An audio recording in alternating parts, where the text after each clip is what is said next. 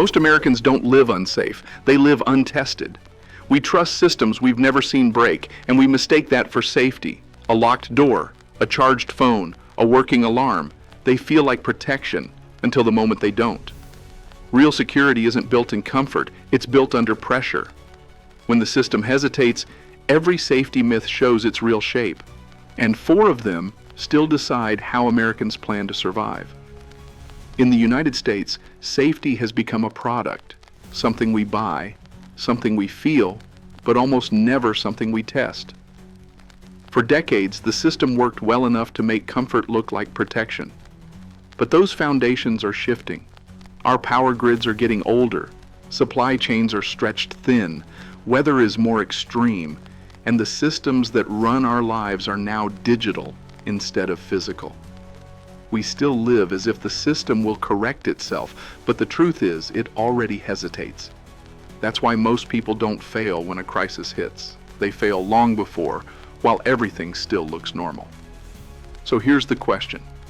If safety isn't tested, is it even real? In this video, we'll break down 4 myths that still define America's idea of security, each one backed by real events and clear ways to fix them. If you want strategy instead of noise, stay with SafetyZone.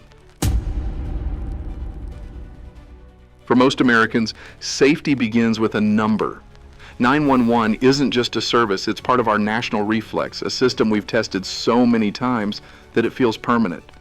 That sound of the dial tone, the dispatcher's voice, the siren in the distance, they built the illusion that response is guaranteed. But it isn't. 911 only works as long as everything underneath it still breathes. Electricity, fuel, communication towers, personnel, vehicles, data links. Remove one link and the chain stops sounding like safety. In February 2021, Texas found that out the hard way.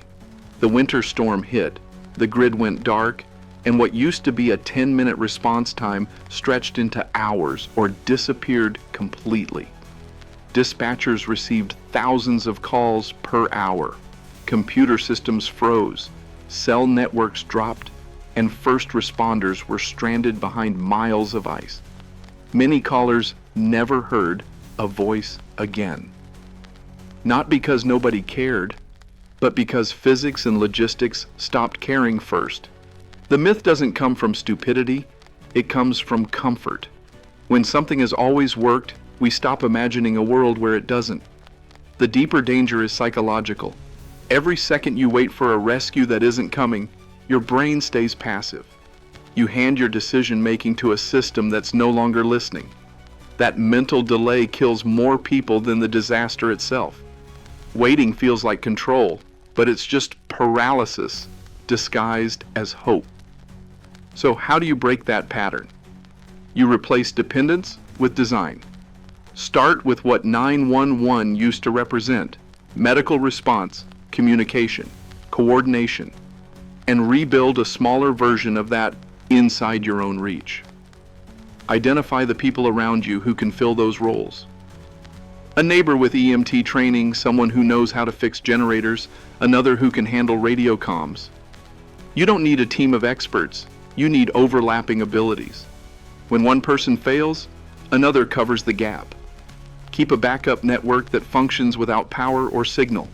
Handheld radios are cheap, but only if you've tested the range in your own area. Set clear local channels and short, simple call signs, words you can remember under stress. Pre-plan 2 physical meeting points, one within walking distance, one further out in case your area becomes unsafe. If someone disappears from communication, everyone knows where to look first. That alone can save lives when panic fragments groups.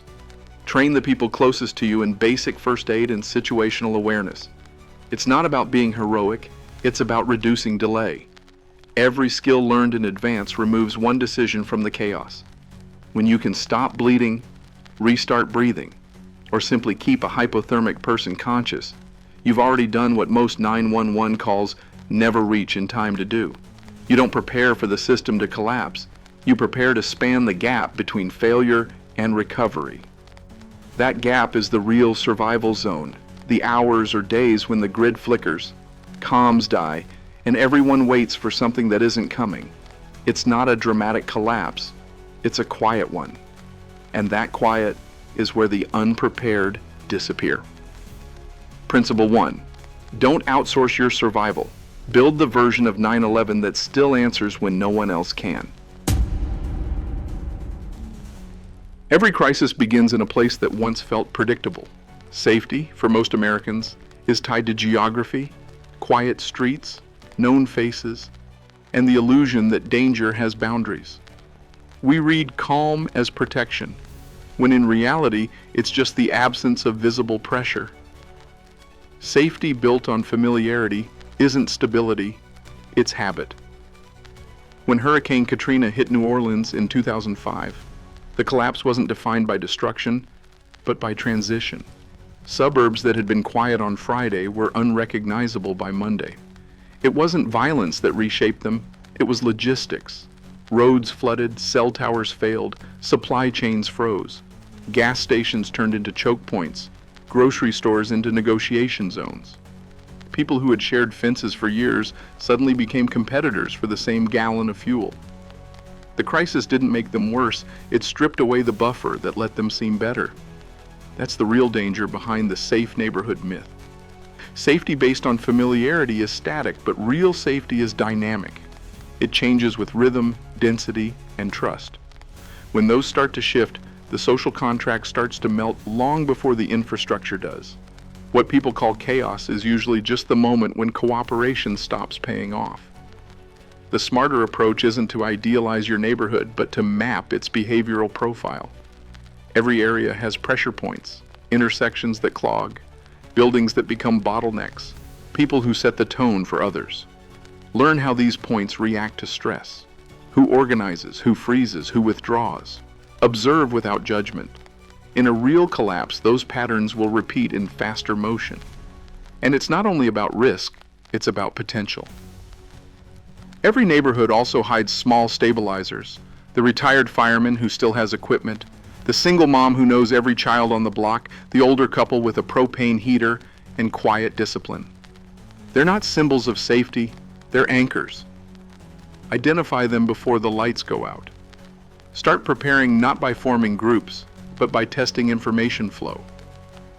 Can you spread a message across 10 houses in under 5 minutes without using a phone? Can you confirm facts faster than panic can spread rumors? During Katrina, misinformation moved faster than water.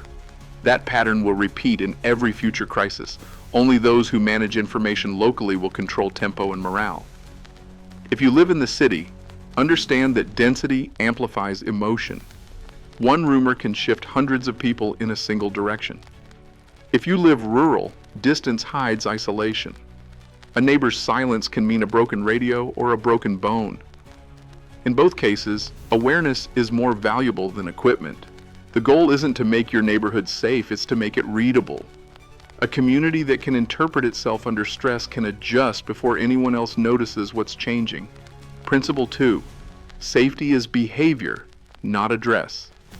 The map doesn't keep you safe. The people on it and how they react when pressure rises do. Preparedness often starts with a number. 3 months of food, 2 weeks of water, enough fuel to outlast the storm. We measure safety in quantity because numbers feel like control. But in reality, most stockpiles are not security. They're stagnation. They give the illusion of readiness while quietly decaying in silence. In 2020, when the lockdowns began, millions of people opened their closets and garages expecting reassurance. What they found instead was entropy. Food past expiration, batteries that leaked, fuel that had turned into varnish. Generators that had never been started refused to start at all. The shelves looked full, but the system was already dead. It wasn't a shortage that hurt people first, it was false confidence, the belief that possession equals preparation. The psychology behind this myth is simple. Buying is faster than learning, and storage feels productive. Every can, every battery, every gallon creates a small dose of relief. But survival doesn't come from accumulation. It comes from interaction. What you don't touch, you don't know. What you don't test, you don't control. Static storage is like a muscle that never moves. It weakens while you congratulate yourself for having it. A real preparedness system behaves like metabolism. It cycles, adjusts, and renews. Food gets eaten and replaced. Tools get used and rechecked. Water gets filtered and rotated. Nothing stays still. The goal isn't to build a bunker, it's to build rhythm. Because in a real emergency, everything decays faster. Batteries drain quicker. Plastics crack sooner. Seals fail without warning. If you haven't seen how your supplies behave under pressure, you're not prepared. You're speculating. Start small. Take one category of your stockpile and test it as if the system already failed. Cook a week entirely from stored food. Use the water you've saved. Run the generator for hours instead of minutes. Log what breaks, what spoils, what burns more fuel than expected. Replace, recalibrate, repeat. Preparedness isn't a state, it's a schedule. And don't forget the hidden decay, knowledge. Skills fade like fuel. If you bought a tool and haven't touched it in a year, it's already a liability. Every item you own has a time cost, an attention cost, and an expiration date. Treat your stockpile like a living system, not a collection. The deeper lesson is this: you don't prepare to have enough, you prepare to lose less over time. The best prepper isn't the one who stores the most, it's the one who maintains the loop. Principle 3. Preparedness is a process, not a pile. Safety isn't what you store, it's what you sustain. Opal on it, and how they react when pressure rises do. Most people believe they'll rise to the occasion, that when everything goes wrong, instinct will take over and they'll just know what to do. But that's not how the human brain works under pressure. When stress hits, it doesn't sharpen decision-making, it narrows it.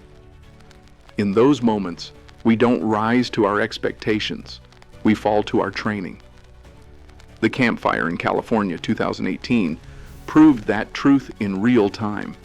Entire neighborhoods had minutes to escape, but many didn't move until it was too late.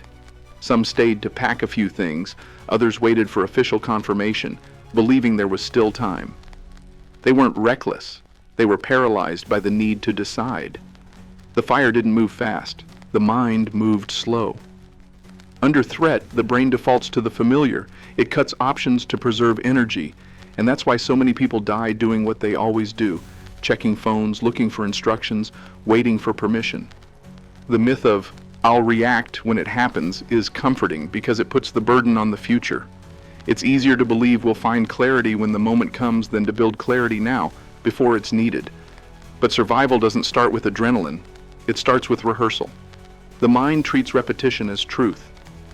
What you visualize often enough becomes the path it takes when everything else collapses. That's why pilots and first responders drill the same actions again and again to make calm a reflex. The same principle applies to personal preparedness. You can train your decision-making long before you need it. Walk through your home and imagine a blackout tonight. Could you navigate it in total darkness? Could you find your exit with smoke filling the room? Where are your shoes, your flashlight, your keys? Every scenario you pre-live in detail rewires the delay between recognition and action. Build short, clear checklists.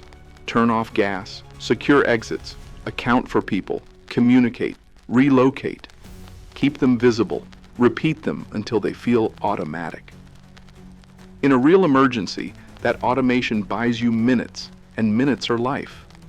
Create a rhythm of small drills, monthly power cuts, unannounced family alerts, timed evacuations from different rooms, not to live in fear, but to replace uncertainty with familiarity. Because the truth is simple: in crisis, you don't think, you execute. The body runs what the brain has rehearsed, nothing more. And if what you've rehearsed is hesitation, that's what will save or end you. The strongest form of readiness isn't courage, it's conditioned clarity, the ability to move before panic finds you. Principle 4. You don't react at the level of the crisis, you react at the level of your training. Everyone wants to feel safe, but real safety isn't a feeling, it's a margin, measured, built, and tested.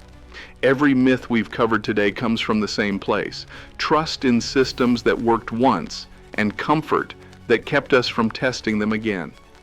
Safety that depends on stability isn't protection, it's routine. And routine is fragile. The truth is, no one really knows how ready they are until the moment reality pushes back. That's when theory meets pressure, and every weakness becomes visible. If you've ever lived through a blackout, a storm, a fire, or even a simple failure that lasted longer than expected, you already know how fast the familiar can disappear. That moment, the silence after the plan fails, is where real preparedness begins. So here's what I want to know. Have you ever faced a situation where you realized one of these safety myths was wrong? Maybe the help didn't come, the supplies didn't work, or the people you trusted froze instead of acting. Share that moment in the comments, not for drama, but because every story adds a piece of truth the system won't tell us. Subscribe to SafetyZone, where calm isn't an attitude, it's a skill.